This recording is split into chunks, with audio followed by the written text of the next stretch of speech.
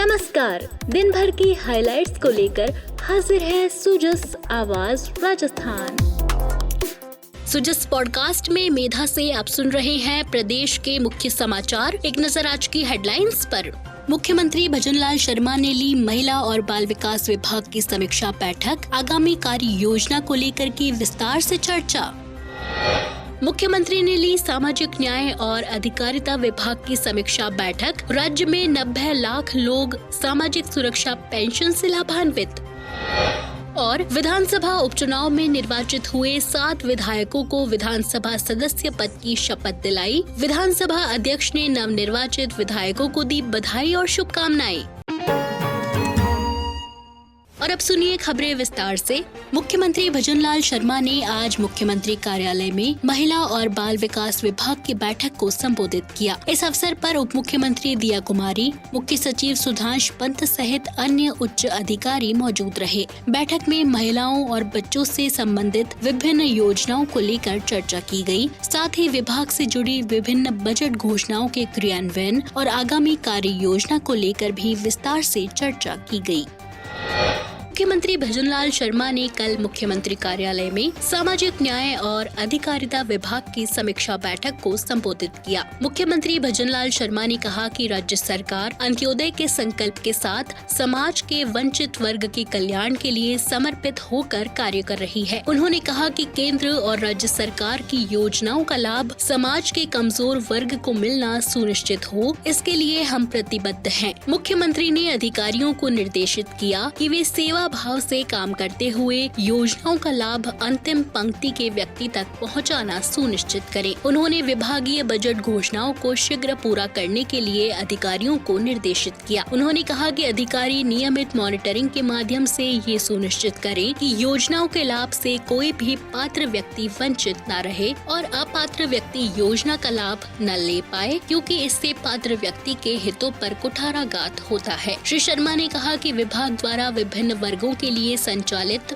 आवासीय विद्यालयों और छात्रावासों की मरम्मत का कार्य प्राथमिकता तय कर चरणबद्ध रूप से किया जाए। श्री शर्मा ने अधिकारियों को निर्देश दिए कि पत्थर तोड़ने और पीसने के कार्य वाले स्थानों और खदानों पर निर्धारित गाइडलाइंस की सख्ती से पालना सुनिश्चित की जाए, ताकि सिलिकोसिस रोग पर नियंत्रण किया जा सके। श्री शर्मा ने कहा कि राज्य सरकार ने वंचित वर्ग के उत्थान के लिए कई निर्णय लिए हैं। राज्य बजट में अनुसूचित जाति और जनजाति कल्याण के लिए SC/ST और TSP फंड की राशि को 1000 करोड़ रुपए से बढ़ाकर 1500 करोड़ रुपए किया है। उन्होंने कहा कि सामाजिक सुरक्षा पेंशन राशि को भी 1000 रुपए से बढ़ाकर 1150 रुपए किया गया है। राज्य में सभी वर्गों के राजकीय और अनुदानित छात्रावासों में छात्र छात्राओं को देय मेस भत्ता भी 2500 रुपए से बढ़ाकर 3000 रुपए कर दिया गया है। श्री शर्मा ने कहा कि आश्रय से वंचित घुमंतु समुदाय के लोगों के लिए घुमंतु आवासीय योजना क्रियान्वित की जा रही है। राज्य के दिव्यांग नागरिकों को कृत्रिम अंग और उपकरण उपलब्ध कराए जा रहे हैं। साथ ही 2000 युवा दिव्यांगों को संबल प्रदान करने के लिए स्कूटी भी दी जाएगी। उन्होंने कहा कि दुर्लभ बीमारियों से पीड़ित बच्चों के लिए शीघ्र ही मुख्यमंत्री आयुष्मान बाल संबल योजना प्रारंभ कर 5000 रुपए की मासिक सहायता दी जाएगी। बढ़ते हैं आगे। Rising Rajasthan global investment summit से पहले राजस्थान सरकार के 150 से अधिक अधिकारियों और 250 छात्र स्वयं सेवकों ने इन्वेस्टमेंट समिट के लिए JCC सीतापुरा में आयोजित ओरिएंटेशन प्रोग्राम में हिस्सा लिया। इन अधिकारियों और स्वयं सेवकों को 9 से 11 दिसंबर को आयोजित इन्वेस्टमेंट समिट के लिए प्रोटोकॉल और संपर्क कार्य करने की जिम्मेदारी दी गई है, ताकि इन्वेस्टमेंट समिट का आयोजन कुशलता पूर्वक हो सके। इस ओरिएंटेशन प्रोग्राम की अध्यक्षता प्रमुख शासन सचिव अजिताभ शर्मा, उद्योग विभाग के शासन सचिव Jogaram, bureau of investment promotion और राज्य सरकार के अन्य अधिकारियों ने की। Rising Rajasthan global investment summit का सफल आयोजन सुनिश्चित करने के लिए राज्य सरकार के ये अधिकारी स्वयं सेवकों के साथ मिलकर प्रोटोकॉल और लाइसेंसिंग की जिम्मेदारी संभालेंगे और इन्वेस्टमेंट समिट में शामिल होने वाले गणमान्य व्यक्तियों, निवेशकों निवेशकों, कारोबार और उद्योग जगत के दिग्गजों और अन्य मेहमानों और प्रतिनिधियों को जयपुर हवाई अड्डे पर स्वागत करने से लेकर उन्हें होटल और इन्वेस्टमेंट समिट के आयोजन स्थल तक ले जाने का काम सौंपा गया है। वहीं स्वयं सेवकों को जेसीसी में पंजीकरण डेस्क, पार्किंग क्षेत्र, हेल्प डेस्क, रात्रि भोज और सांस्कृतिक स्थलों सहित अन्य प्रमुख स्थानों पर तैनात किया जाएगा। इस ओरिएंटेशन प्रोग्राम के बारे में बताते हुए उद्योग विभाग के प्रमुख शासन सचिव अजिताभ शर्मा ने कहा कि राजस्थान अपने आतिथ्य, जीवंत संस्कृति और अतिथि देवो भव के सिद्धांत में निहित विश्वास के लिए दुनिया भर में प्रसिद्ध है। इस ओरिएंटेशन प्रोग्राम कार्यक्रम का उद्देश्य अधिकारियों और स्वयं सेवकों को उनसे जुड़े संबंधित कार्यों के बारे में जानकारी देना और इन्वेस्टमेंट समिट से पहले उनकी जिम्मेदारी के बारे में अवगत कराना था। राजस्थान विधानसभा अध्यक्ष वासुदेव देवनानी ने आज विधानसभा उपचुनाव में निर्वाचित हुए सभी 7 विधायकों को अपने कक्ष में विधानसभा सदस्य पद की शपथ दिलाई। सभी विधायक गणों ने हिंदी भाषा में विधानसभा सदस्य पद की शपथ ग्रहण की। इस अवसर पर विधानसभा अध्यक्ष श्री वासुदेव देवनानी ने नव निर्वाचित विधायकों को बधाई और शुभकामनाएं दी। उन्होंने कहा कि विधायक सदन की गौरवमयी परंपरा, गरिमा और मर्यादा का अनुपालन करें। समारोह में श्रीमती शांता अमृतलाल मीणा ने सलूम्बर से, श्री सुखवंत सिंह ने रामगढ़ से, श्री राजेंद्र भामू ने झुंझुनू से, श्री अनिल कुमार कटारा ने 84 से, श्री रेवंत राम डांगा ने खीवसर से, श्री राजेंद्र गुर्जर ने देवली उनियारा से और श्री दीनदयाल ने दौसा विधानसभा क्षेत्र से निर्वाचित होने पर विधानसभा सदस्य पद की शपथ ली। मैं सुखवंत सिंह जो विधानसभा का सदस्य निर्वाचित हुआ हूँ, ईश्वर की शपथ लेता हूं कि मैं विधि द्वारा स्थापित भारत के संविधान के प्रति सच्ची श्रद्धा एवं निष्ठा रखूंगा। मैं भारत की प्रभुता और अखंडता क्षुण्ण रखूंगा तथा जिस पद को मैं ग्रहण करने वाला हूं उसके कर्तव्यों का श्रद्धापूर्वक निर्वहन करूंगा।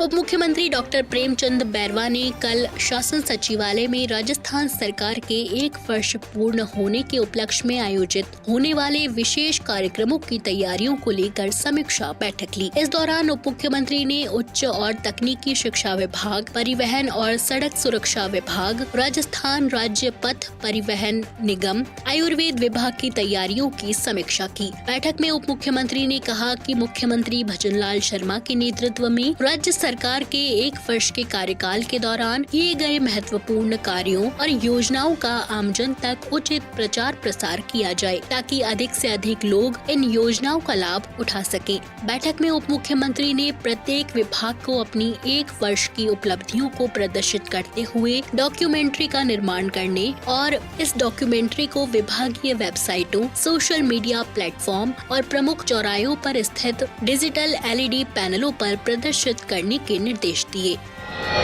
उप मुख्यमंत्री दिया कुमारी ने आज अंतर्राष्ट्रीय दिव्यांग दिवस के अवसर पर दिशा फाउंडेशन द्वारा किए जा रहे सेवा कार्यों पर आधारित प्रदर्शनी का विमोचन किया और सभी को अंतर्राष्ट्रीय दिव्यांग दिवस की शुभकामनाएं प्रेषित की। दिया कुमारी ने इस अवसर पर कहा कि प्रधानमंत्री नरेंद्र मोदी के नेतृत्व में बुनियादी ढांचा, शिक्षा, कौशल विकास, रोजगार और डिजिटल तकनीक में बदलाव से दिव्यांगजन अब स्वतंत्र और सम्मानजनक जीवन जी रहे हैं। इसी क्रम में मंत्री अविनाश गहलोत ने भी अंतर्राष्ट्रीय दिव्यांग दिवस पर शुभकामनाएं देते हुए कहा, वर्ल्ड डिसेबल डे पर मैं उन सभी दिव्यांग जगत के जितने भी हमारे सहयोगी हैं उन सबको बधाई शुभकामनाएं देता हूं और प्रधानमंत्री मोदी जी से लेकर माननीय मुख्यमंत्री भजनलाल शर्मा जी तक राजस्थान सरकार दिव्यांगों के कल्याण के लिए, दिव्यांगों के सामाजिक रूप से, आर्थिक रूप से संबल देने का काम हमारा विभाग, हमारी सरकार करती है। आज राज्य सरकार की तरफ से OTS में एक राज्य स्तरीय समारोह का आयोजन रखा गया है। इसमें